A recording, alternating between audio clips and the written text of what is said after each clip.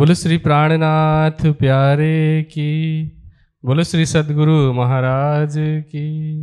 दो सुंदर साथ की आवाज आई है, कम से कम 20 की तो आए, 200 बैठे होंगे। बोलो श्री प्राणनाथ प्यारे, सबकी आई। बोलो श्री सद्गुरु महाराज। कहाँ गए? अजय प्राणधार आत्मसम्मति सुंदर साथ जी, अभी वाणी का गायन हो रहा था, तो गायन शुरू करने से पहले मंच संचालक महोदय ने कहा कि आपको चर्चा करनी है। तो तबला बजाते बजाते मैंने सोचा कि एक प्रकरण है कीर्तन ग्रंथ का, साधु हम देखा बड़ा तमाशा, उस पे चर्चा किया जाए। फिर जब वाणी खोल रहा था मैं, तो मुझे लगा कि आंख बंद करके ऐसे खोलूंगा राज्य का नाम लेके, जो प्रकरण निकलेगा आज उसी पे चर्चा होगी। मैंने वैसा ही किया, आंख बंद किया आपके सामने ही, वही वैसे ही खोला मैंने, प्रकरण वही निकला है। तो राज्य प्रत्यक्ष प्रमाण दे रहे हैं कि मैं आप सबके साथ हूं। अब इस दुनिया के तमाशे को बहुत ज्यादा नहीं देखना है, ये तमाशा कैसा है उसको पहचानते हुए हमें इससे बचते हुए निकलना है। ये इस प्रकरण का भाव है जिसको हम आगे व्यक्त करेंगे। कीर्तन ग्रंथ प्रकरण संख्या 5। महामती जी कह रहे हैं, साधु हम देखा बड़ा तमाशा, कि हमने बहुत बड़ा तमाशा देखा है। तमाशा कहते हैं नाटक को। नाटक के कई अर्थ होते हैं। एक उसको भी नाटक कहा जाता है जो मंच पर जाकर के लोग अभिनय करते हैं, एक्टिंग करते हैं, उसको भी नाटक कहते हैं। और दूसरा, नाटक का तात्पर्य क्या होता है कि जो जैसा होता नहीं है लेकिन दिखता वैसा है, और जैसा दिखता है वैसा होता नहीं है, उसको भी नाटक कहा जाता है। जैसे किसी के मन में आपके लिए क्रोध हो, मन में आपके लिए ईर्ष्या द्वेष की भावना हो, लेकिन सामने बहुत मीठा बोले और आपको पता है कि इसके मन में क्या है, तो आप क्या बोलोगे? ये प्रेम करने का नाटक कर रहे हैं। लेकिन दोनों अर्थों में भाव यही निकलता है कि एक्टर भी जो एक्टिंग करता है वैसा वो थोड़ी होता है, वैसा होता नहीं है ना। इसी तरह से ये संसार जैसा दिखता है वास्तव में ऐसा है नहीं, इसीलिए इसको तमाशा कहा गया है। ये नाटक है। और कहते हैं, विश्व देख भया मैं विस्मय, देख देख आवत मोहे हासा। हासा मतलब हंसी आती है। दुनिया की अवस्था को देख करके, दुनिया की हालत को देख करके मुझे हंसी आती है। इस संसार को देख करके मुझे आश्चर्य होता है, मुझे अचंभा होता है। आश्चर्य क्या दिखता है?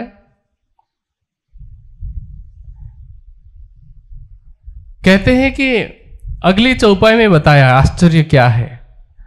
महामती जी कहती हैं, मेरी मेरी करते दुनी जात है, बोझ ब्रह्मांड सिर लेवे, पाऊं पलक का नहीं भरोसा, तो भी सिर सर्जन को न देवे। सर्जन मतलब इस सृष्टि का रचना करने वाला वह परमात्मा, और सिर देने का मतलब क्या है? समर्पित होना। जैसे हमारा जो सिर है वो अहंकार का प्रतीक माना जाता है कि मैं हूं। हम किसी के आगे सिर झुकाते हैं तो ये भाव लेकर झुकाते हैं कि हमने अपने आप को आपके कदमों में रख दिया है। स्वयं को, जैसे सुंदर साथ के भी चरण में प्रणाम करते हैं, तो होना ये चाहिए। होना क्या चाहिए, हम क्या करते हैं, मैं दोनों बता देता हूं।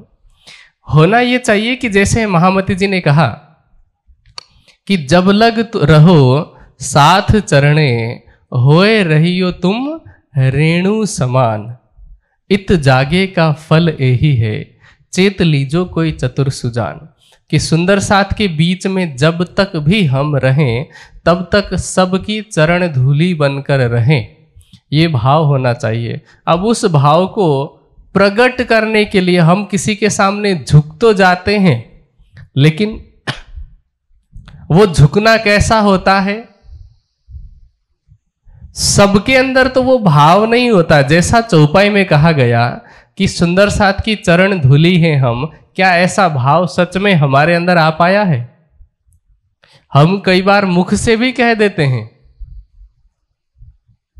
कि हम तो आपकी चरण धूली हैं, लेकिन अगर कोई सामने वाला कह दे कि तुम मेरी चरण धूली हो तो हमें बुरा लगता है, तो हमें हमारे अहंकार को ठोकर लगती है, ठेस पहुंचती है। तो कहने का मतलब यह है कि सिर देने का तात्पर्य है स्वयं को समर्पित कर देना, कुर्बान कर देना।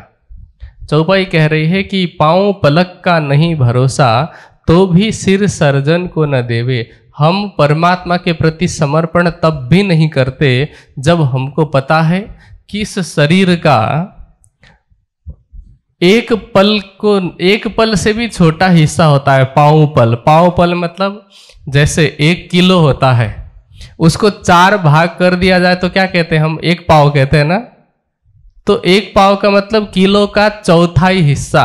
इसी तरह से पांव पल का मतलब है 1 पल का भी चौथा हिस्सा। इतने का भी भरोसा नहीं है। भरोसा किस लिए नहीं है? कि हम कब तक जीवित रहेंगे ये लिख कर के कोई नहीं दे सकता। ऐसा भी हो सकता है कि हमारी उम्र 100 साल की हो, और ये भी हो सकता है कि अभी हंसते हंसते बोलते बोलते तन छूट जाए। शाम को खाना खाए, घर वालों से बात किया, सुबह उठे ही नहीं। आपने देखा है कि नहीं ऐसा समाज में? सुना है, पढ़ा है कितनी ही बार कि फलाना व्यक्ति रात को सोया, सुबह उठा ही नहीं। कोई ऐसा था कि चलते चलते लुढ़क गया।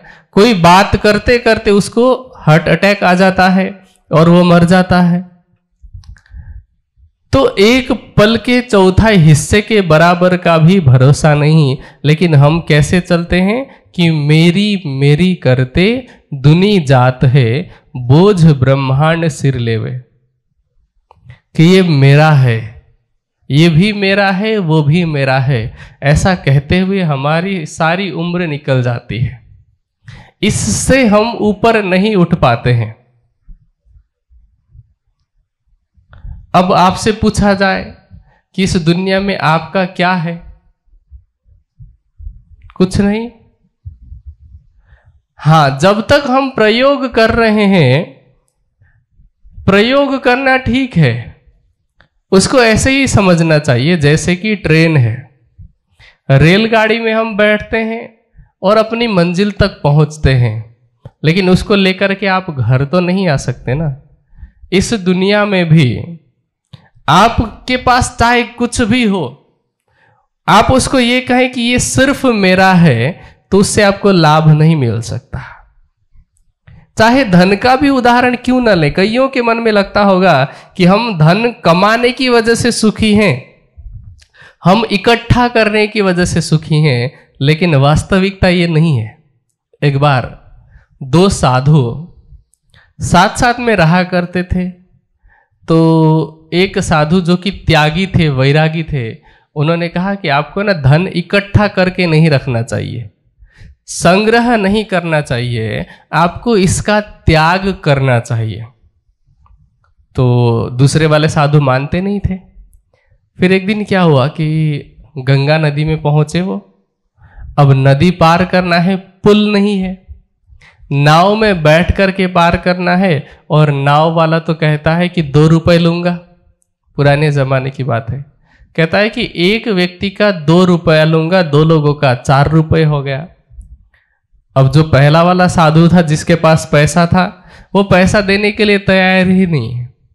पैसा है उसके पास, लेकिन अब छोड़ने के लिए वो तैयार नहीं। वो मोल भाव करता रहा। मोल भाव क्या करता रहा कि हम साधु हैं, हम बैरागी हैं, हमारी सेवा कर लो, है ना। इस तरह से वो कहने लगा तो नाव वाला कहता है कि घोड़ा घास से दोस्ती करेगा तो खाएगा क्या? अगर मैं आपको फ्री में पार करा दूं मेरा गुजारा कैसे चलेगा? बात होते होते वो माना नहीं नाव वाला, पैसा तो देना ही पड़ा। नाव में बैठे, पार तो हो गए, पैसा भी दिया। अब जो पैसा देने के लिए मान नहीं रहा था, वो साधु जो दूसरा पहले वाला त्यागी साधु था उसको कहता है कि देखो हमारे पास पैसा नहीं होता अगर, तो हम नाव से पार कैसे करते? तो इसका मतलब क्या है कि पैसा होना चाहिए। तो इस पर दूसरे साधु ने कहा कि देखो पैसा तो तुम्हारे पास पहले भी था लेकिन पार नहीं कर पा रहे थे, पैसा दिया इस वजह से पार कर पाए, तो छोड़ने में भलाई है कि रखने में भलाई है। मैं ये नहीं कहता कि धन ना कमाए, जरूरत है। कल की चर्चा भी अगर आप लोगों ने सुनी हो, आप में से कई लोग गए होंगे, तो वहां मैंने एक बात कही कि शरीर जो है वो साधन है, गाड़ी की तरह समझ लीजिए। इसमें अगर डीजल डालना है, पेट्रोल डालना है, मतलब खाना खाना है, कपड़ा पहनना है, कभी बीमार हुए तो जैसे गाड़ी में मेंटेनेंस लगता है वैसे ही मेंटेनेंस के लिए, इन सब के लिए, और पढ़ने लिखने के लिए, सब के लिए तो पैसा लगता है। लेकिन आप सिर्फ पैसा को ही सब कुछ मान करके बैठे तो क्या होगा? आप मंजिल तक नहीं पहुंच सकते। आपने गाड़ी खरीद ली और ये सोचने लग गए कि इसको चलाएंगे तो टायर घिस जाएंगे, तो क्या होगा?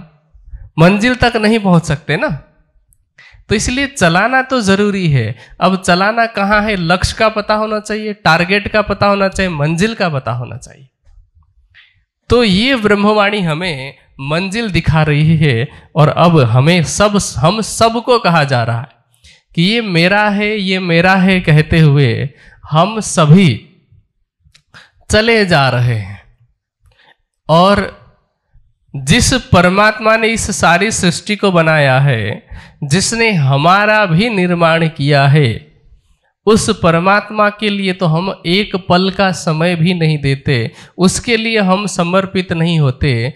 ये दुनिया का सबसे बड़ा आश्चर्य है। महाभारत में युधिष्ठिर का नाम तो आपने सुना ही होगा, है ना? 5 पांडव में सबसे बड़े थे। तो युधिष्ठिर और यक्ष के बीच में बातचीत होती है। यक्ष ने कई सारे प्रश्न किए थे उसको, युधिष्ठिर को, और फिर अंतिम जो प्रश्न था, सबसे महत्वपूर्ण प्रश्न, सबसे जरूरी, यक्ष ने पूछा कि युधिष्ठिर ये बताओ कि दुनिया में सबसे बड़े अचंभे की क्या बात है, सबसे बड़ा आश्चर्य क्या है? तो युधिष्ठिर ने कहा कि यक्ष, दुनिया में सबको पता है कि जिसका जन्म हुआ है उसका मरना निश्चित है, पक्का है। गीता में कृष्ण जी कहते हैं ना, जातस्य ही ध्रुवो मृत्यु ध्रुवम जन्म मृतस्य च। सेवा पूजा में चौपाई हम कहते हैं, आया है सो जाएगा, राजा रंक फकीर, कोई सिंहासन चढ़ी चले, कोई बांधे जात जंजीर। चाहे कोई राजा हो, चाहे गरीब हो, चाहे साधु हो, चाहे गृहस्थी हो, सब लोग चले जाएंगे। लेकिन हम काम कैसा करते हैं कि हमें कभी इस दुनिया से जाना नहीं है, क्योंकि अगर जाना होता तो जाने की तैयारी करते। हमें कहीं यात्रा करनी होती है तो यात्रा के लिए जरूरी सामान भरते हैं ना, और उससे भी पहले हम क्या करते हैं? टिकट खरीदते हैं। अब आपको कहा जाए, जैसे ट्रेन में 4 अलग अलग तरह के कोच होते हैं, डिब्बे होते हैं। एक होता है बैठने वाला जिसको कहा जाता है जनरल डिब्बा, दूसरा होता है स्लीपर, फिर होता है थर्ड एसी, फिर सेकेंड एसी, हाँ 5 तरह के हो गए, फिर आता है फर्स्ट एसी। अब आपको कहा जाए कि तुम कौन से डिब्बे में यात्रा करना चाहोगे, तो कोई जनरल बोगी कहेगा? सब यही चाहेंगे कि हमें तो फर्स्ट एसी में मिल जाए, कम से कम एसी की टिकट तो मिल जाए। लेकिन इसके लिए तो पैसा खर्च करना पड़ेगा ना टिकट के लिए। इसी तरह से यदि हमें अच्छे कोच में यात्रा करनी है, मतलब शरीर छोड़ने के बाद यदि अच्छे जगह की भी यात्रा करनी होगी, अभी तो मैं मुक्ति की बात में आया ही नहीं हूं, तो हमें कर्म कैसा करना होगा? जैसा हम फल चाहते हैं। जैसा कर्म करेंगे फल तो वैसा ही मिलेगा ना। गीता में कृष्ण जी कहते हैं अवश्यमेव भोक्तव्यम कृतम कर्म शुभाशुभम। शुभ और अशुभ हर प्रकार के कर्मों का फल मिलता है। अब हम क्या सोचते हैं कि ये धन हमारा है, ये जमीन हमारी है, ये सगे संबंधी रिश्तेदार, ये मित्र हमारे हैं, ये घर, ये मकान, बिल्डिंग हमारा है। लेकिन इनमें से हम किस किस को अपने साथ लेके जा सकते हैं?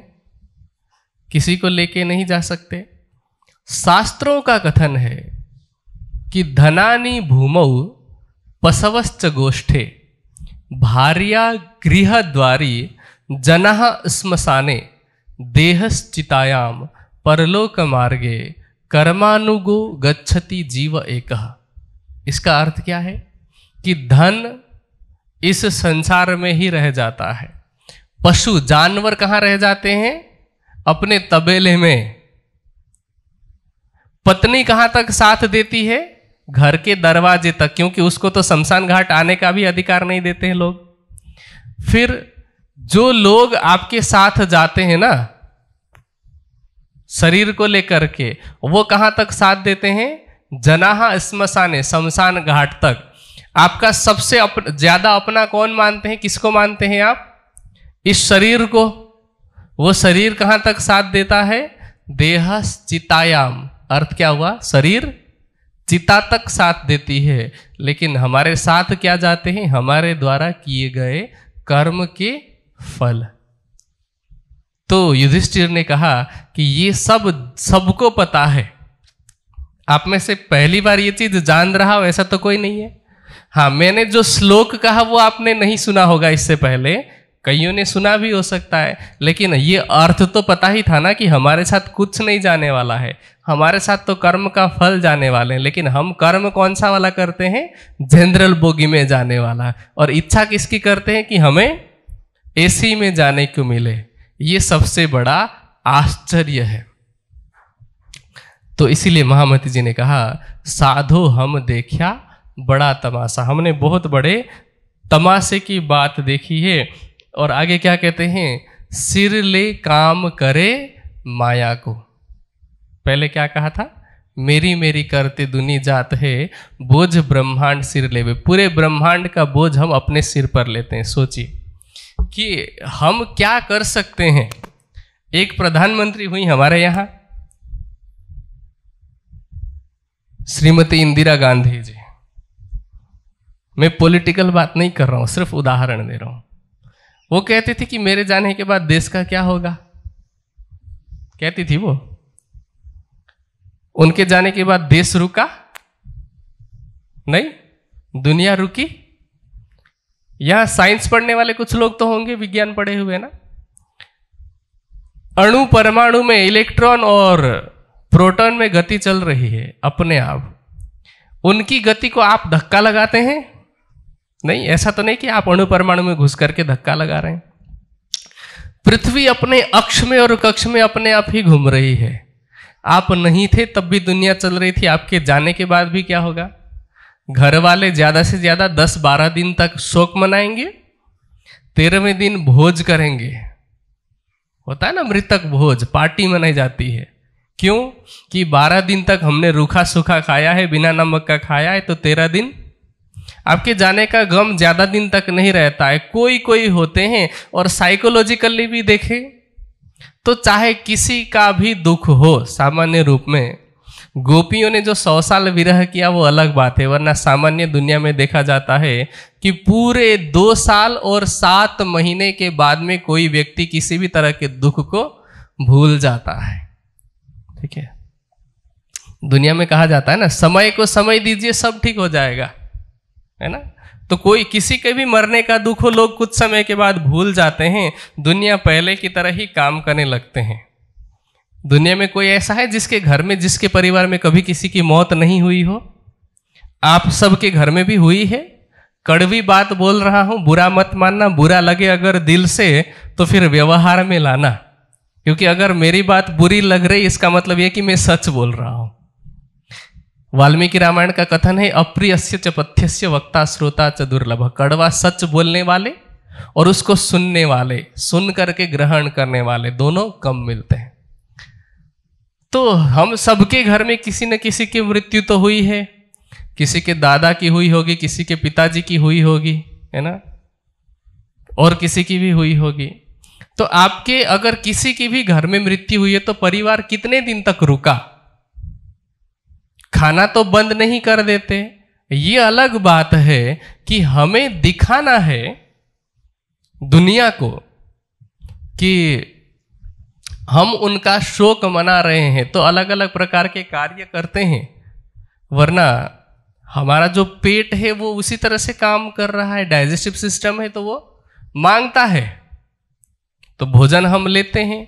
हाँ, पहले जैसा खाते थे उससे हल्का खाते हैं, सामान्य खाते हैं, लेकिन हमारा शरीर भी चल रहा होता है, दुनिया के सारे काम काज कर रहे थे। और आजकल तो हमने कहाँ तक देखा, पहले जब कोई व्यक्ति मरता था तो क्या करते थे, स्मशान घाट में जाते थे और फिर घर आते थे, पूरी प्रक्रिया को फॉलो करते थे। आज लोगों के पास टाइम नहीं होता, तो लोगों ने क्या किया कि जल्दी से जला सके ऐसी बिजली वाले यंत्र का आविष्कार किया ताकि समय बचे। मतलब क्या है, लगाव नहीं है, अब समय बचाना है। समय क्यों बचाना है? ऐसा नहीं है कि उस समय की वजह से आपका कोई काम रुक रहा है, लेकिन आज की भागदौड़ भरी जिंदगी में कहा जाता है कि time is money and money is everything, कि समय ही पैसा है और पैसा ही सब कुछ है। इसका मतलब क्या है कि आपके जाने के बाद भी दुनिया नहीं रहेगी, दुनिया पैसे के पीछे भागी रहेगी।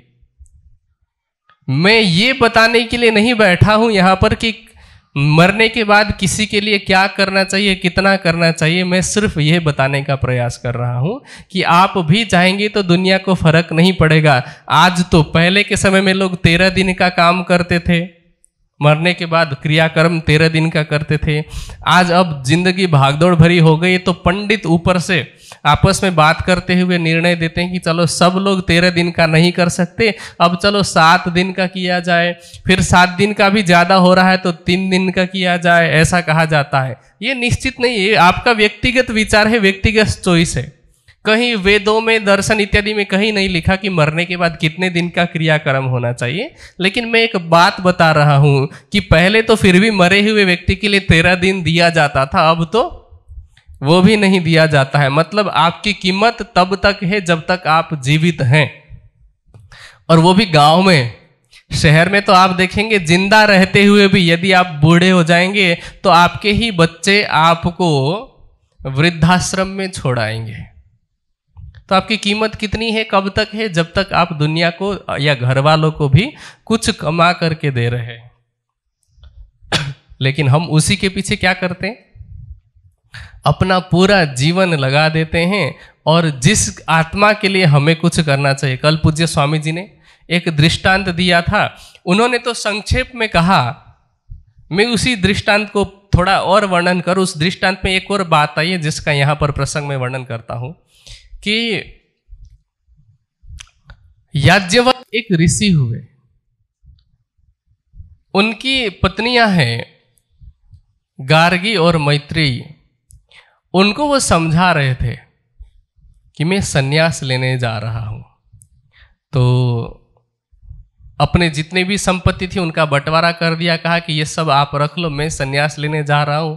तो पत्नियां भी ज्ञानी थी, विदुषी थी, उन्होंने फिर भी पूछ लिया कि आप ये सारा धन हमें देख करके सन्यास लेने जा रहे हैं, यदि तो सन्यास में ज्यादा आनंद होगा। फिर उन्होंने फिर पूछना शुरू किया, फिर बहुत सारे बातें हुई। तो उसमें याज्ञवल्क्य जी ने एक बात समझाई उनको कि देखो, मेरा तुमसे जो प्रेम है वो उसका कारण तुम नहीं हो, तुम्हारी आत्मा है। तुम्हारा मुझसे जो प्रेम है उसका कारण मैं नहीं, ये शरीर नहीं, बल्कि आत्मा है। क्योंकि शरीर चाहे कितना भी सुंदर हो, यदि आत्मा निकल जाए तो कोई उससे प्यार करेगा? क्या करेंगे? जल्दी से जल्दी घर से बाहर निकालो। क्या कहते हैं? सूतक लग जाता है, छूत लग जाता है, अपवित्र हो जाते हैं, उस डेड बॉडी को बाहर निकालते हैं, फिर उस घर को सोने वाले पानी से छिड़क करके पवित्र करते हैं, या तुलसी पानी से पवित्र करने का प्रयास करते हैं, या फिर गंगा जल छिड़कते हैं कि घर पवित्र हो जाए। क्यों? पहले वही सुंदर लग रहा था, अब वही अपवित्र लग रहा है। इसका मतलब शरीर के कारण प्रेम नहीं है। हाँ, आत्मा शरीर में विराजमान है, तो इसलिए आत्मा के कारण वास्तव में प्रेम है। इसलिए जिसकी वजह से प्रेम है उसको जानना ज्यादा आवश्यक है। इसलिए मैं संन्यास लेने जा रहा हूं, ऐसा याज्ञवल्क्य ने कहा। और उसमें कहते हैं कि आत्मा ही अरे द्रष्टव्यो श्रोतव्यो निधिध्यासितव्यो। कहते हैं कि आत्मा के विषय में ही सुनना चाहिए, देखना चाहिए और उसी का ध्यान करना चाहिए। शरीर के लिए हम जो कर रहे हैं वो करें, भोजन की आवश्यकता तो पड़ेगी, लेकिन ऐसा ना हो जैसा कि एक सेठ ने किया था। एक सेठ था किसी गांव में,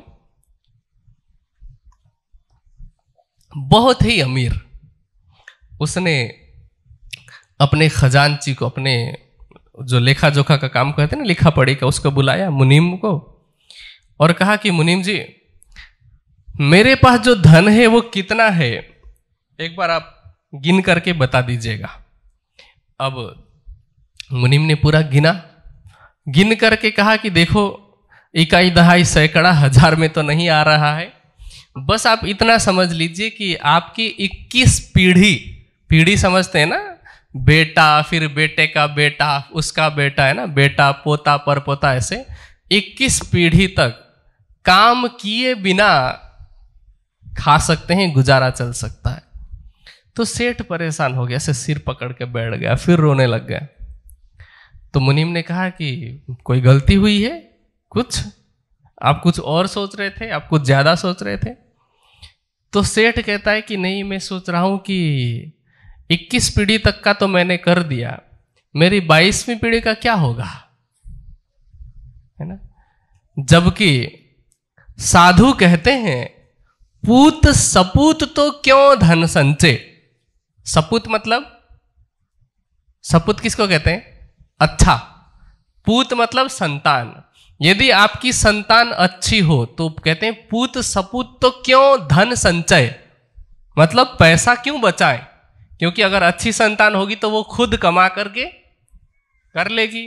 और पूत कपूत तो क्यों धन संचय, अगर संतान खराब है तो धन संचय करेंगे तो भी क्या फायदा, वो तो उड़ा करके खत्म कर देगी, फिर कंगाल हो जाएगी। इसीलिए आवश्यकता कितनी है कि जब तक आपकी संतान पढ़ाई लिखाई करके विवाह कर ले, शादी कर ले, तब तक आपका काम है उनका पालन करना। उसके बाद में उनका काम है आपका भी पालन करना और अपने संतान का भी पालन करना।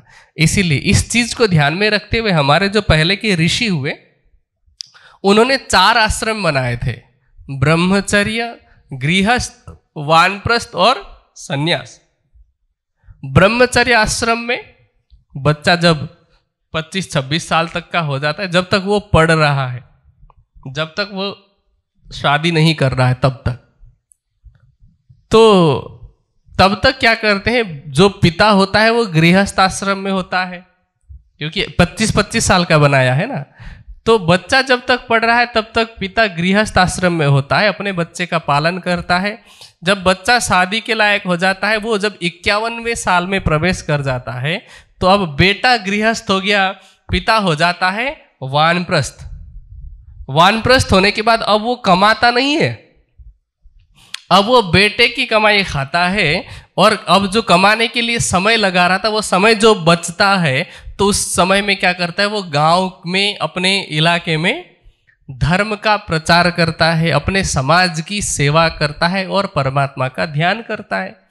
फिर जब वो 75 साल से 76वें साल में लग जाता है, तो वो सन्यास ग्रहण कर लेता है। अब गांव का तो उसने कर लिया, अब वो गांव से बाहर, अब वो सन्यासी कभी अपने गांव में नहीं रहता है, सन्यासी दूसरे गांव में जाकर के अब उसका लक्ष्य केवल इतना होता है कि वो धर्म प्रचार करे और अपनी आत्मा का कल्याण करे।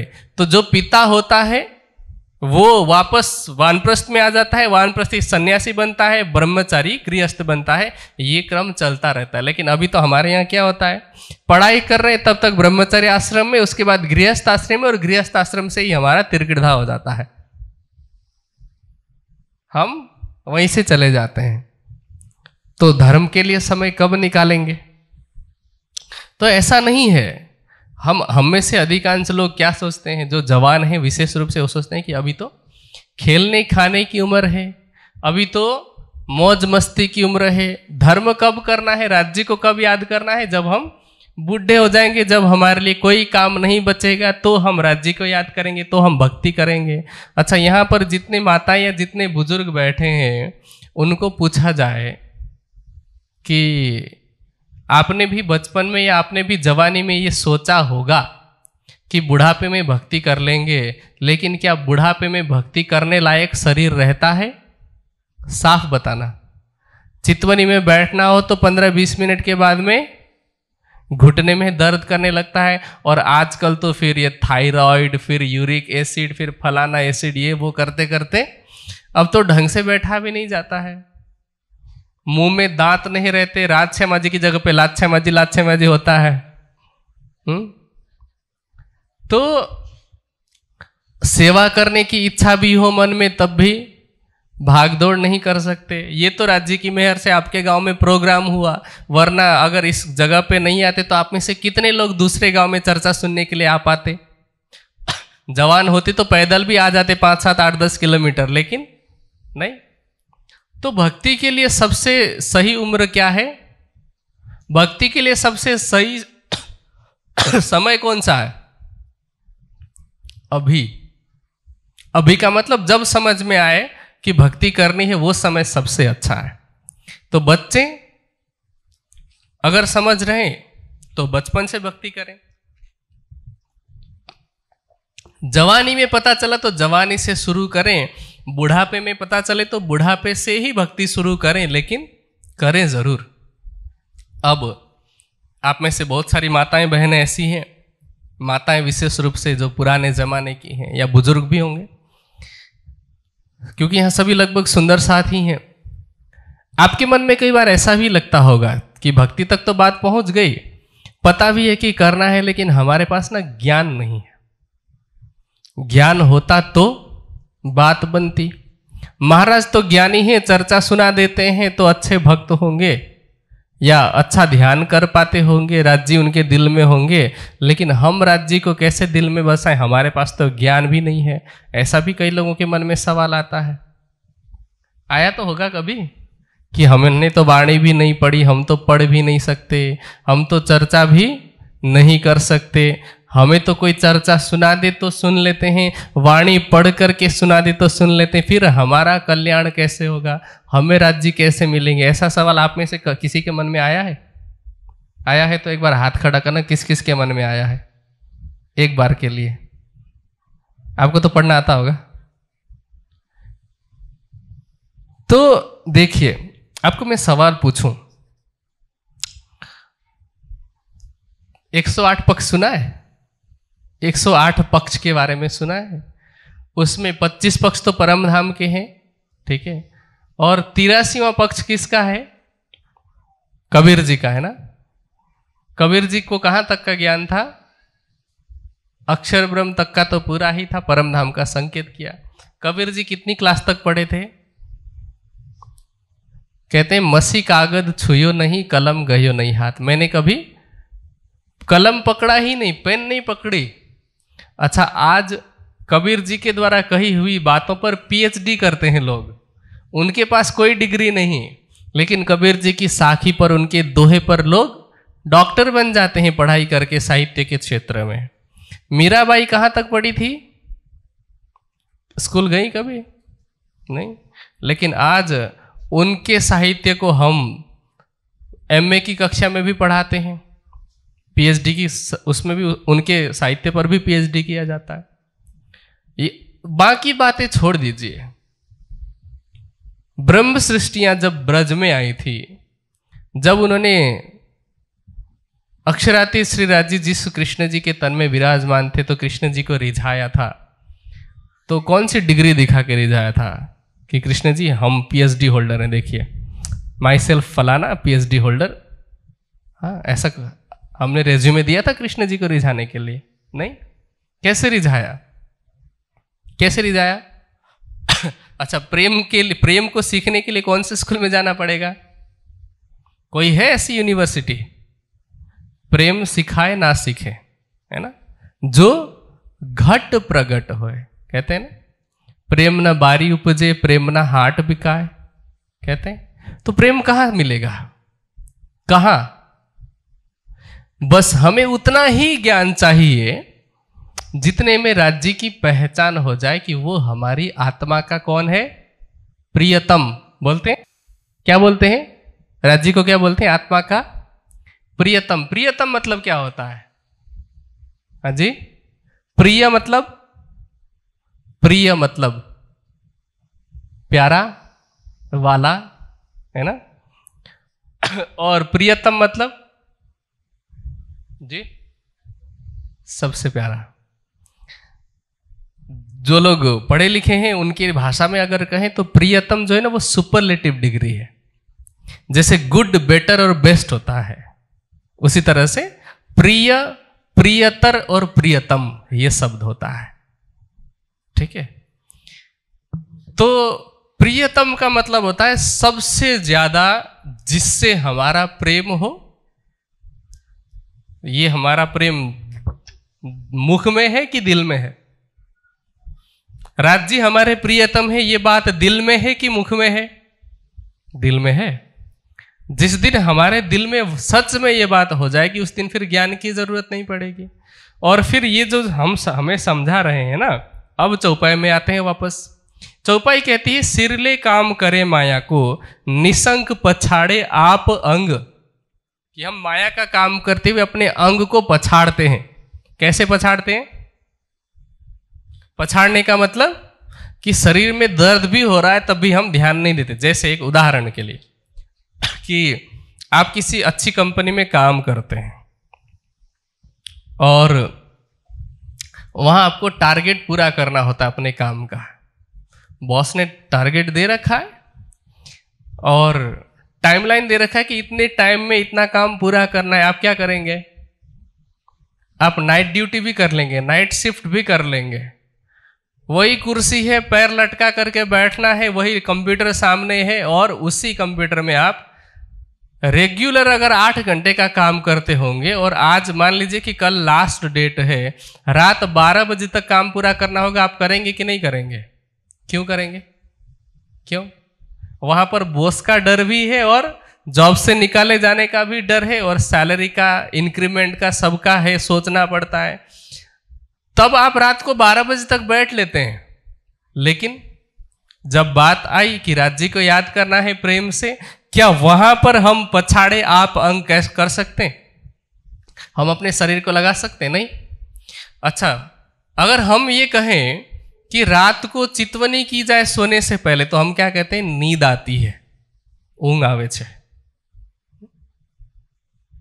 आपके घर में मेहमान आने वाले हैं, रात को 10 बजे आने वाले हैं, तो आप तैयार हैं। ट्रेन लेट हो गई उनकी 2 घंटे, क्या करेंगे? आप सो जाएंगे? सो जाएंगे? तब नींद नहीं आएगी? क्यों नहीं आएगी? मेहमान आने वाले हैं। अच्छा, पहले तो हमने कहा कि हमारे सबसे प्यारे कौन है? राज्य के लिए हमें नींद आ रही है, मेहमानों के लिए नहीं आ रही है। इसका मतलब क्या है? हमारे लिए राज्य से ज्यादा प्रेम किससे है? तो राज्य हमारे प्रियतम कैसे हो गए? फिर मुख से कह रहे थे कि दिल से कह रहे थे? आपने कहा कि हमने दिल से कहा, तो मैंने परीक्षा ली आपकी। परीक्षा में आप अभी पास नहीं हो रहे। जिस दिन हम ज्यादा भी नहीं कह रहा, मेहमानों को जितनी इज्जत देते हैं, मेहमानों को जितना भाव देते हैं, उतना भाव भी राज्य को दे देना। उससे ज्यादा भी नहीं कह रहा मैं, उतना भाव भी दे दे तो राज्य हमारे दिल में पहले से ही है। क्योंकि हम क्या कर रहे हैं, हमारी कमी क्या हो रही है। मैं किसी की बुराई नहीं कर रहा, मैं सिर्फ सच्चाई बता रहा हूं। सच्चाई ना अच्छाई और बुराई दोनों से ऊपर होती है। ठीक है, हम जब क्या करते हैं, मेहमान घर में आते हैं तो मेहमानों के लिए साफ सफाई करते हैं घर की, करते हैं कि नहीं? कौन है ऐसा कि मेहमान आए तब भी हम सामान्य चलो चल जाएगा, ऐसा कोई नहीं कहता। हाँ, जो रोज रोज आने वाला है उसके लिए तो चलो चल जाता है, लेकिन जो मेहमान साल भर में या फिर महीने 2 महीने में आने वाला उसके लिए तो हम चकाचक साफ करते हैं। ठीक है, कमरा, पूरा घर, सब कुछ साफ करते हैं। और जो हमारा सबसे ज्यादा प्रियतम है उसके लिए घर की सफाई की, उसका घर क्या है? राज जी का घर क्या है? हाँ जी, अर्श तुम्हारा मेरा दिल है, तुम आए करो आराम। अब राज जी को जहां पर आराम कराना है वहां पर हमारे हृदय में काम, क्रोध, लोभ, मोह, अहंकार, ईर्ष्या, द्वेष, आलस्य, प्रमाद, ये सभी कूड़ा करकट मकड़ी के जाले भरे हुए हैं। यदि हाँ, मैं ऐसा नहीं कह रहा हूं कि है, यदि है तो आप ये ऐसा कैसे कह सकते हैं कि राज जी हमारे सबसे प्रियतम है?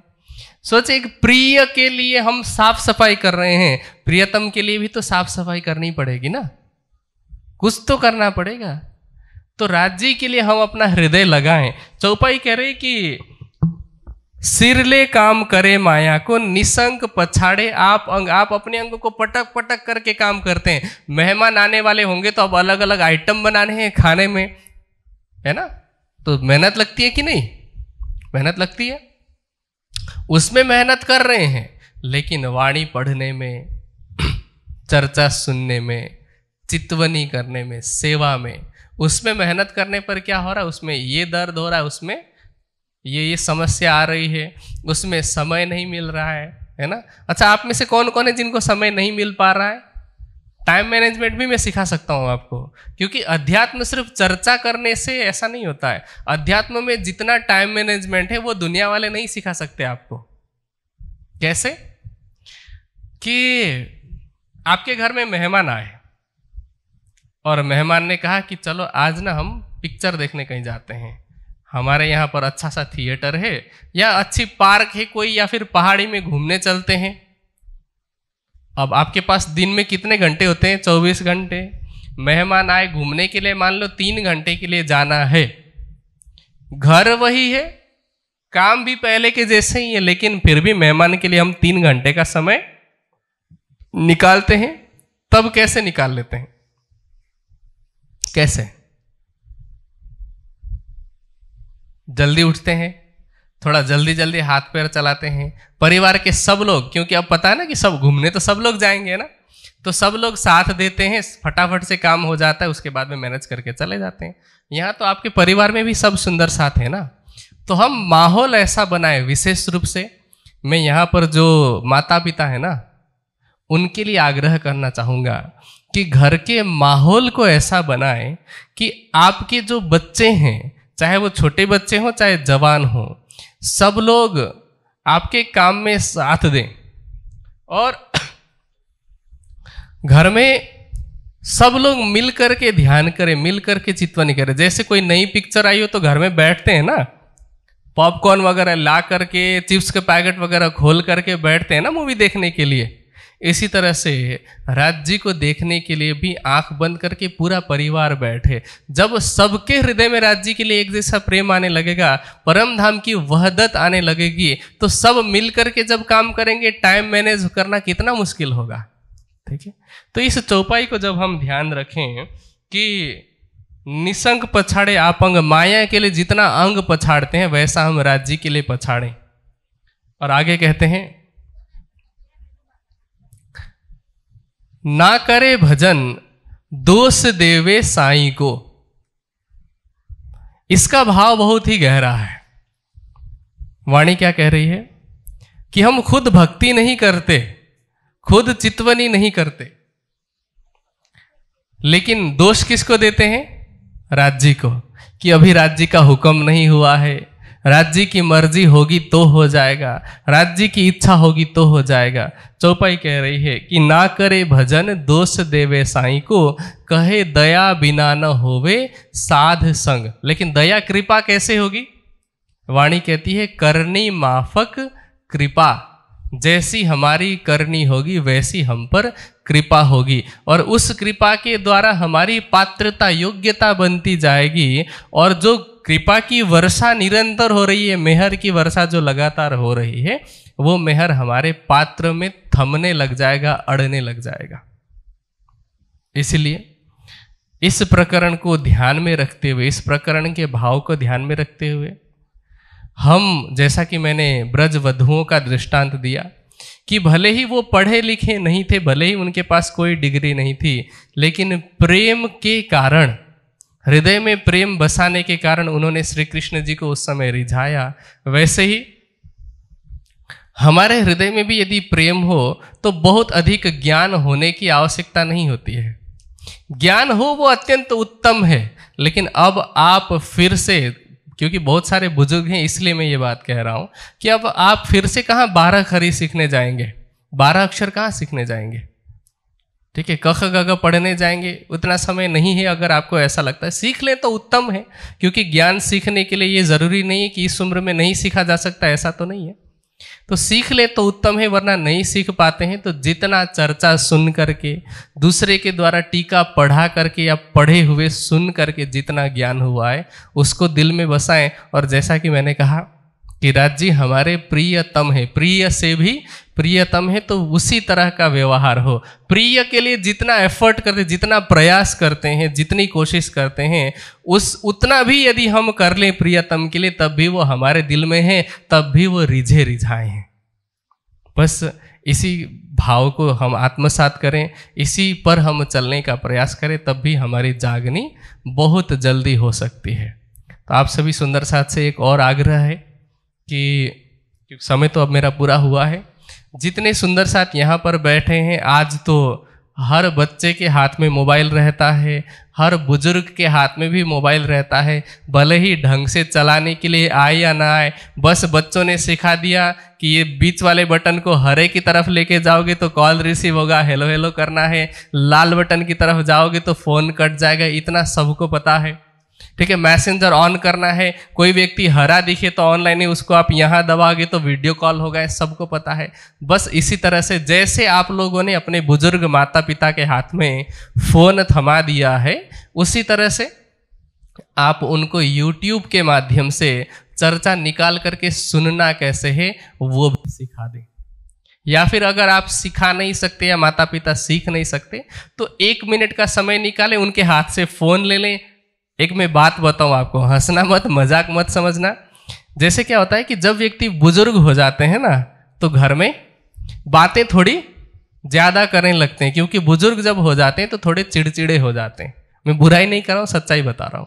चिड़चिड़े इसलिए होते हैं क्योंकि बुजुर्गों को क्या लगता है कि हमारे पास पूरे जीवन का अनुभव है, हमारे द्वारा कही हुई बात ही सही है ना, हमारी बात इनको माननी चाहिए। जबकि आज तो समय बदल गया ना, आज वो जमाना नहीं रहा जब 2 रुपया लेकर के बाजार जाते थे और झोला भर करके सब्जी लाते थे, आज वो जमाना नहीं है ना।